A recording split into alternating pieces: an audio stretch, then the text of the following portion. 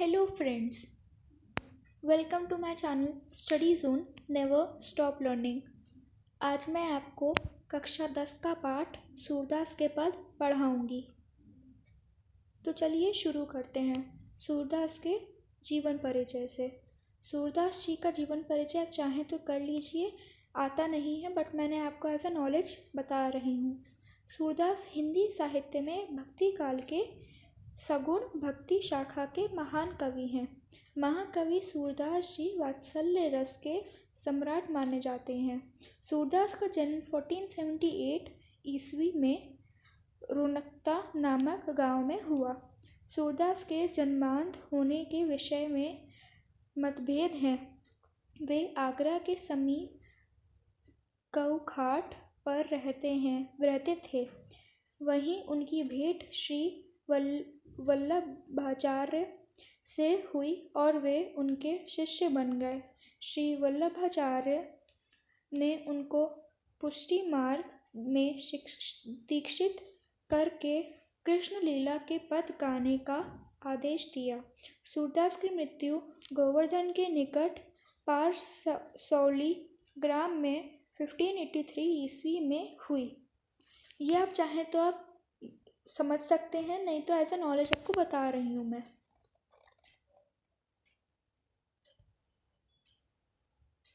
अब इस पाठ में क्या है? इस पाठ में जो 4 पद हैं वे सूरदास जी द्वारा रचित सूरसागर के भ्रमर गीत से लिए गए हैं। इसमें कुछ 4 पद हैं जो सूरसागर उनकी एक भ्रमर गीत थी उससे लिए गए हैं। प्रस्तुत पदों में सूरदास जी ने गोपियों एवं उद्धव के बीच हुए वार्तालाप का वर्णन किया है। जब श्री कृष्ण मथुरा वापस नहीं आते और उद्धव के द्वारा मथुरा यह संदेश भेजा देते हैं कि वह वापस नहीं आ पाएंगे, तो उद्धव अपनी राजनीतिक चतुराई से गोपियों को समझाने का प्रयास करते हैं, लेकिन उनके सारे प्रयास विफल हो जाते हैं, क्योंकि गोपियाँ ज्ञान मार्ग के बजाय प्रेम मार्ग में विश्वास करती हैं और अपनी चतुराई के कारण उद्धव को गोपियों के ताने सुनने पड़ते हैं एवं उनकी व्यंग का शिकार होना पड़ता है। इससे हमें यह तो अवश्य पता चलता है कि गोपियों का कृष्ण के प्रति जो प्रेम है वह अपार एवं बेजोड़ है। इसे किसी भी अन्य चीज़ से बदला नहीं जा सकता और इसलिए वे कृष्ण के विरह में व्याकुल होकर उद्धव को खरी खोटी सुना रही हैं, क्योंकि श्री कृष्ण के वियोग का संदेश उद्धव ही लेकर आए हैं।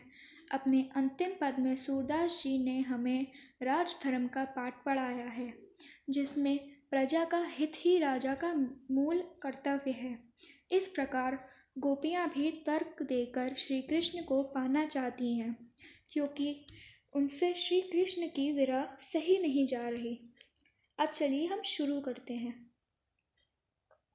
पहला पद है, उद्धव तुम हो अति बड़भागी, अपरस रहत सनय तगाते नाहिन मन अनुरागी, पुरैनी पात रहत जल भीतर तारसते न दागी, ज्यों जल माँ तेल की कागरी, बूंद न ताको लागी, प्रीति नदी में पाँव न बोरियो, दृष्टि न रूप परागी, सूरदास अबला हम घोरी, गुर चाटी ज्यों पागी। अब इसका भावार्थ। सूरदास के पद का भावार्थ। प्रस्तुत पंक्तियों में गोपियाँ उद्धव श्री कृष्ण के सखा थे उद्धव, जिनको श्री कृष्ण ने भेजा था, से व्यंग करते हुए गोपियाँ कह रही हैं कि तुम बड़े भाग्यवान हो जो तुम अभी तक कृष्ण के प्रेम के चक्कर में नहीं पड़े। गोपियों के अनुसार उद्धव उस कमल के पत्ते के समान है जो हमेशा जल में रहकर भी उसमें डूबता नहीं है और ना ही उसके दाग धब्बों को खुद पर आने देता है। गोपियों ने फिर उद्धव की तुलना किसी तेल के मटके से की है, जो निरंतर जल में रहकर भी उस जल से खुद को अलग रखता है। यही कारण है कि गोपियाँ उद्धव को भाग्यशाली समझती हैं, जबकि वे खुद को अभागिन अबला नारी समझती हैं, क्योंकि वह बुरी तरह कृष्ण के प्रेम में पड़ चुकी हैं। उनके अनुसार श्री कृष्ण के साथ रहते हुए भी उद्धव ने कृष्ण के प्रेम रूपी दरिया में कभी पाँव नहीं रखा और न ही कभी उनके रूप सौंदर्य का दर्शन किया, जबकि गोपियाँ कृष्ण के प्रेम में इस तरह पड़ चुकी हैं मानो जैसे गुड़ में चींटियाँ लिपटी हों। अब नेक्स्ट दूसरा है, मन की मांझ रही, कहिए जाई कौन पै उधो, नाही परत कही अवधि आधार, आस आवन की तन मन बिथा सही। अब इन जोग संदेह सनी, सुनी सुनी बिरहिनी बिरादही, चाहती हुती गुहारी जितही तय, उत तय धार बही, सूरदास अब धीर धरही, क्यों मर्यादा न लही। अब इसका भावार्थ, गोपियाँ उद्धव से अपनी पीड़ा बताते हुए कह रही हैं कि श्री कृष्ण के गोकुल छोड़ कर चले जाने के उपरांत उनके मन में स्थिति कृष्ण के प्रति प्रेम भावना मन में ही रह गई है। वे सिर्फ इसी आशा से अपने तन मन की पीड़ा को सह रही थी कि जब कृष्ण वापस लौटेंगे तो वे अपने प्रेम को कृष्ण के समक्ष व्यक्त करेंगी और कृष्ण के प्रेम की भागीदार बनेंगी। परंतु जब उन्होंने कृष्ण का योग संदेश मिला, जिसमें उन्हें पता चला कि वे अब लौटकर नहीं आएंगे, तो इस संदेश को सुनकर गोपियाँ टूट सी गईं और उनकी विरह की व्यथा और बढ़ गई। अब तो उनके विरह सहने का सहारा भी उनसे छिन गया, अर्थात अब श्री कृष्ण वापस लौटकर नहीं आने वाले हैं और इसी कारण अब उनकी प्रेम भावना कभी संतुष्ट होने वाली नहीं है। उन्हें कृष्ण के रूप सौंदर्य को दोबारा निहारने का मौका अब नहीं मिलेगा। उन्हें ऐसा प्रतीत हो रहा है कि अब वे हमेशा के लिए कृष्ण से बिछड़ चुकी हैं और किसी कारणवश गोपियों के अंदर जो धैर्य बसा हुआ था अब वह टूट चुका है। इसी वजह से गोपियाँ वियोग में कह रही हैं कि श्री कृष्ण ने सारी लोक मर्यादा का उल्लंघन किया है, उन्होंने हमें धोखा दिया है। सेकंड वाले में इसमें गोपियाँ ये कहना चाह रही हैं कि कृष्ण जी ने उन्हें धोखा दिया है। अब चलिए तीसरा पढ़ते हैं।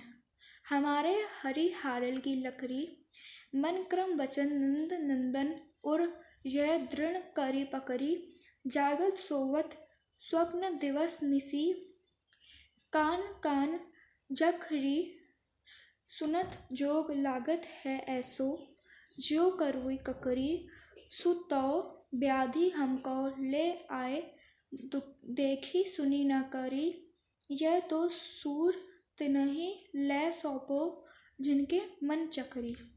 अर्थात इसका भावार्थ है, सूरदास जी के इन पदों में गोपियाँ उद्धव से कह रही हैं कि हमारे हृदय में श्री कृष्ण के प्रति अटूट प्रेम है, मतलब बेजोड़ प्रेम है, उनसे बहुत प्यार करती हैं वो, जो कि किसी योग संदेश द्वारा कम होने वाला नहीं है, बल्कि इससे उनका प्रेम और भी दृढ़ हो जाएगा। गोपियाँ उद्धव से कह रही हैं कि जिस तरह हारिल एक प्रकार का एक पक्षी है, हारिल अपने पंजों में लकड़ी को बड़ी ही दृढ़ता से पकड़े रहता है, उसे कहीं भी गिरने नहीं देता, उसी प्रकार हमने हरि भगवान श्री कृष्ण को अपने हृदय के प्रेम रूपी पंजों से बड़ी ही दृढ़ता से पकड़ा हुआ है। हमारे मन में दिन रात केवल हरि ही बसते हैं, यहाँ तक कि हमें सपने में भी हरि का नाम रटते रहते हैं और इसी वजह से हमें तुम्हारा ये योग संदेश किसी कड़वी ककड़ी की तरह लग रहा है। हमारे ऊपर तुम्हारे इस संदेश का कुछ असर होने वाला नहीं है, इसलिए हमें इस योग संदेश की कोई आवश्यकता नहीं है, मतलब इसकी कोई ज़रूरत नहीं है। फिर आगे गोपियाँ कहती हैं कि तुम यह संदेश उन्हें सुनाओ जिनका मन पूरी तरह से कृष्ण की भक्ति में डूबा नहीं, और शायद वे ये संदेश सुनकर विचलित हो जाएं, पर हमारे ऊपर तुम्हारे इस संदेश का कोई असर नहीं पड़ने वाला है। अब नेक्स्ट है, हरि हैं राजनीति पड़ी आए, समुझी बात कहत मधुकर के, समाचार सब पाए, एक अति चतुर हुते पहले ही, अब गुरु ग्रंथ पढ़ाएं, बड़ी बुद्धि जानी जो उनकी, जोग संदेश पठाएं, उद्योग भले लोग आगे के, पर हित दौलत ढाएं, अब अपने मन फिर पाइए, चलत जो होते चुराए, ते क्यों अनीति करे आपुन, जे और अनीति छुड़ाए, राज धर्म तो यह सुर, जो प्रजा न जानही सताए। अब इसका भावार्थ, प्रस्तुत पद में सूरदास जी ने हमें यह बताने का प्रयास किया है कि किस प्रकार गोपियाँ श्री कृष्ण के वियोग में खुद को दिलासा दे रही हैं।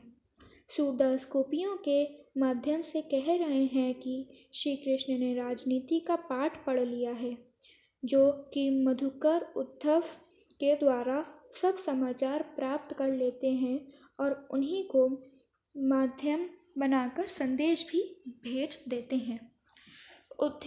उद्धव जिसे यहाँ भंवरा कहकर दर्शाया गया है, वह तो पहले से ही चालाक है, परंतु श्री कृष्ण के राजनीति का पाठ पढ़ने से अब वह और भी चतुर हो गया है और हमें अपने छल कपट के माध्यम से बड़ी चतुराई के साथ श्री कृष्ण का योग संदेश दे रहा है। कृष्ण की बुद्धि की भी तो दात देनी होगी, जो हमें इस उद्धव के जरिए संदेश दे रहे हैं, जिससे हम उन्हें भूल जाएं। ऐसा तो कतई नहीं होगा, लेकिन हाँ, इससे हमारा मन तो हमें वापस मिल जाएगा, जो कि श्री कृष्ण यहाँ से जाते समय चुरा कर ले गए थे। उनके अनुसार बड़े लोग तो हमेशा दूसरों की भलाई के लिए परिश्रम करते हैं, पर गोपियों को यह बात समझ में नहीं आ रही है कि जो श्री कृष्ण दूसरों को न्याय का पाठ पढ़ाते हैं, वे स्वयं अपने साथ इतना बड़ा अन्याय कैसे कर सकते हैं। उनके अनुसार किसी भी राजा का परम कर्तव्य यही होता है कि वह अपनी प्रजा के सुख दुख का ख्याल रखे, परंतु यहाँ तो श्री कृष्ण स्वयं ही उन्हें दुख दे रहे हैं। उन्हें अपना कर्तव्य निभाना चाहिए और गोपियों के समक्ष प्रस्तुत होकर उन्हें दर्शन देने चाहिए, जिससे उनके हृदय में हो रही विरह की पीड़ा शांत हो जाए। ये थे 4 पद। मेरे ख्याल से आपको इन 4 पदों के भावार्थ भी समझ में आ गए होंगे। अगर आपको मेरी वीडियो पसंद आई हो तो इसे लाइक और सब्सक्राइब करना ना भूलें, और अगर आपको इन 4 पदों में और इनके भावार्थ में कोई भी डाउट हो तो मुझे कमेंट बॉक्स में बता दें। Thank you.